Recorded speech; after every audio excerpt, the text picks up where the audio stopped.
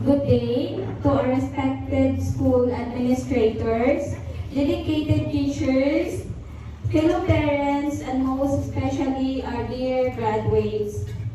Today I stand before you as a proud and grateful mother, and I believe I speak for every parent in this room when I say this moment means everything. This is not just the end of school.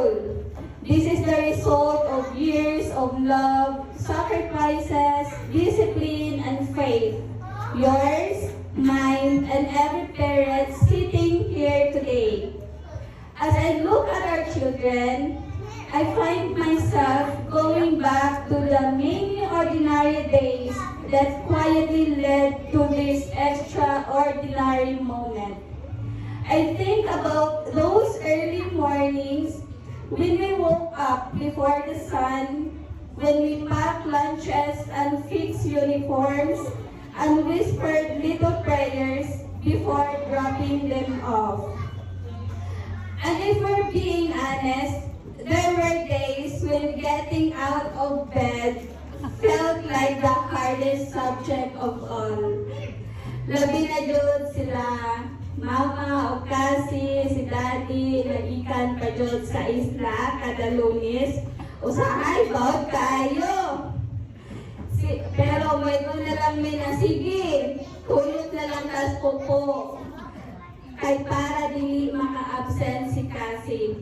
Bisag unsa kalisod kada punta still showed up, and so did we. Because that is what parents do. Behind every small routine were quiet sacrifices and a whole lot of love. Not just in my home, but in yours, and every home represented here today. And as parents, that's what we hold on to. The hope that every small effort done faithfully, done consistently, will one day lead to something meaningful. Today is the day when we enrolled our children here. We made a promise to raise them in an environment that is safe, nurturing, and grounded in faith. We chose this school because we believe it would not only teach them academically, but help shape their character and their values.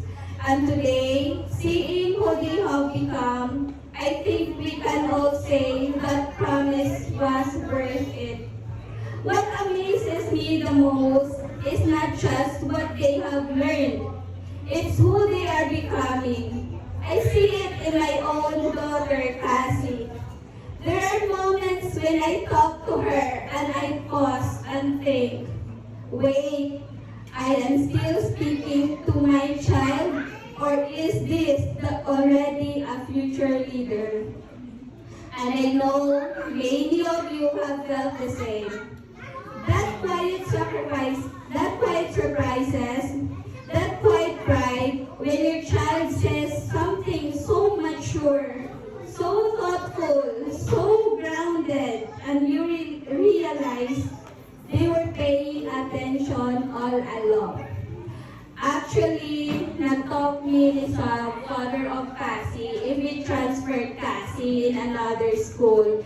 But we come to a conclusion na hindi na lang siya i-transfer because nakita man namo ang result here in Ictus, very grounded. And then actually, our friends in Manila nag-ask sa amin kung saan ba nag-school si Cassie. Kasi every time na mag-upload ako ng video sa kanya, like, na-amaze sila kasi very articulate daw and then mature yung mga sinasabi. Sabi ko sa Bohol yun, sa Ictus. Ang nagtanong sila if meron kang branch doon sa Manila. Sabi ko, tanongin ko muna. So, to the teachers and the entire school community, thank you.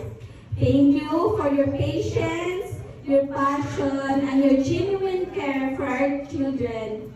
You did not just teach lessons, you helped shape who they are. And we, all of us parents, are deeply grateful.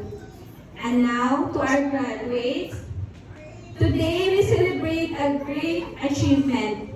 But more than the diploma, more than the recognition, celebrate who you have become. There will be challenges ahead, moments of doubt, seasons of difficulty.